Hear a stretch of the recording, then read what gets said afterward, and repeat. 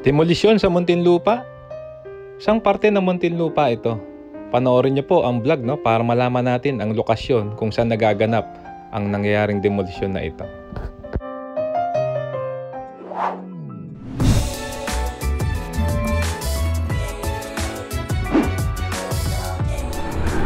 Alright, magandang araw mga kababayan, no? Dito po tayo sa Muntinlupa. Ito po yung Susan Heights exit.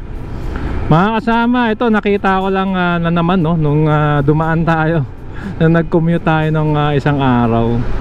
Mga kasama, dito po, no, may tinatawag po rito yung lugar malapit dyan sa Ultra Mega Muntinlupa, Planasville.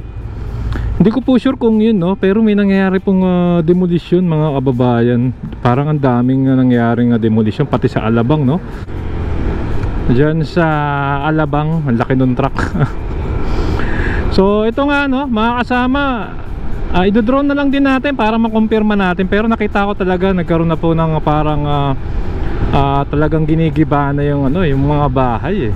So siyempre kung bago pa lang po kayo sa ating channel, inaanyahan ko po kayong mag-like, mag-comment and subscribe, hit yung notification bell para updated kayo pag may bago tayong video. So ito yung Leap Residences. Medyo high class na condominium yan, no, dito sa Muntinlupa, dito lang sa bungad ng Susana Heights exit. So ito na yung palabas po ng National Road. Kakanan tayo dyan, malapit lang, no? Tignan natin kung confirm lang natin yung ating hinala, dapat yun eh, gabi ho nung nakita ko. So medyo hindi natin maaninagan kung talaga bang gibaan yung nangyayari. So check natin. Dito yung Hall of Justice ng Muntinlupa. Ito rin yung cockpit area. So dito banda yun eh. Oo. So hindi ko, baka may alam po kayo, no? Comment down below na lang sa mga nangyayari rito. Check natin. Ito yung Planasville, alam ko ito yung entrance. Ito yung Ultra Mega. So ito Petron.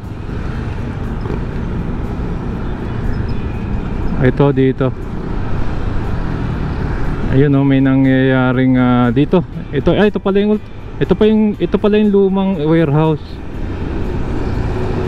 Ito mga kababayan, no.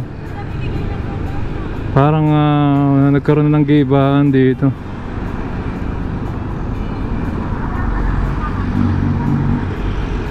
Ayan, no. Medyo wipe out eh, oh. Ito matagal na tong gusali na to, hindi ko alam kung ano to. Under ba rin ba ng Pepsi to? Kasi ito Pepsi na eh. Makasama hindi na tayo makakapasok. Gagawin ko mag-drone. Pero nakita nyo naman eh, no? Talagang wasak na wasak po yung mga nasa harap. Tsaka parang nagkukuha na lang ng debris yung mga tao ron. So sama lang kayo, magdo-drone ako, tapos pakita ko sa inyo kung ano yung itsura nun sa taas. Yung nga lang medyo mahangin. Kaya ito, tempo natin si Bumblebee. Ayan, so mga kababayan, pinalipad na natin si Bumblebee, no, para puntahan po natin yung nangyaring demolition dyan sa National Road sa Muntinlupa, no. So ito pong nakikita nyo, ito po ang SLEX, no, Susana Heights exit. Nasa kanan po ang plant po ng Pepsi dito sa Muntinlupa. Mga kasama, ito nga, no, pupunta natin dahan-dahan na bumababay si Bumblebee. Ayun nga pala, kitang-kita din yung Laguna Lake, no. So ito pong nakita nyo, ito po ang Muntinlupa.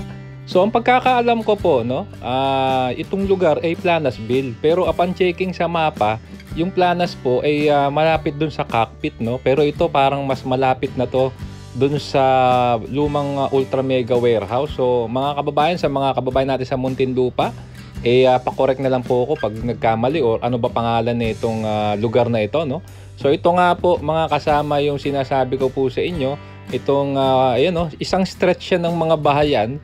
Tapos dun sa harap po na nadaanan ko nung last time, nakita ko talagang nagkakaroon na ng gibaan. So nilapitan po natin gamit ang ating Bumblebee at check po natin. Muli, pa-comment na lang po kung ano po yung pangalan nitong lugar na ito, no. Ayun, no, dikit-dikit po yung mga bahay dito, no. Nasa isang stretch po ng lupa mga kasama.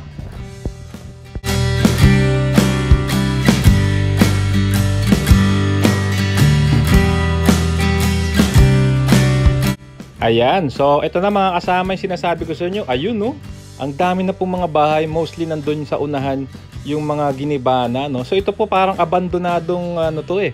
Di ko po alam, matagal ko na nakikita, dumadaan ako ng Muntinlupa itong nasa kaliwa. So comment na lang po kung ano po yung pangalan niya, no? Pero ito po yung nangyayaring giba, nasa gilid, alam ko po, ultra mega to dati. Ito yung lumang warehouse.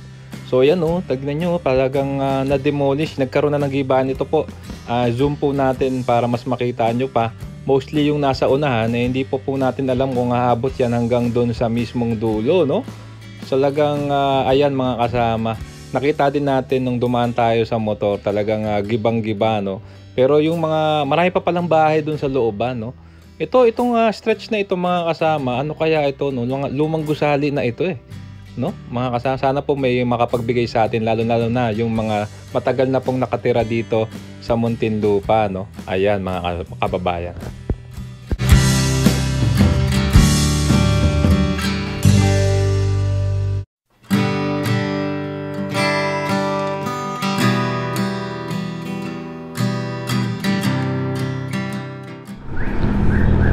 Okay, dito na po tayo sa SM Tunasan mga kababayan. Anong masasabi nyo? Kitang-kita sa top view. Yung bandang harap lang pala yung ano, yung parang ginigiba. Pero marami-raming bahay din yun eh. So pa-confirm na lang po mga kababayan natin sa Muntinlupa kung yung ba yung Planasville. At the same time, bakit kaya parang ginigiba na yun, no? Ano bang nangyari dyan? Oo, kaka-cover lang natin ang ganap dyan sa ano eh, diba, sa C5 extension, no? Ang lupit yun talaga, ang dami pong giniba kasi Cavitex daw pala yung gagawin doon. O baka yung C5 Southlink din yun, hindi lang mawawari nung kausap natin. Alright, so yun na lang muna, no? Muli, comment down below kung ano yung tingin nyo ron. Kung nagustuhan nyo po itong video, inaanyahan ko po kayo mag-like, mag-comment, and subscribe. Hit yung notification bell para updated po kayo pag may bago tayong video. Maraming pong salamat, keep safe, huwag malasakit, sarap maglakbay. And see you po sa next vlog update mga kasama.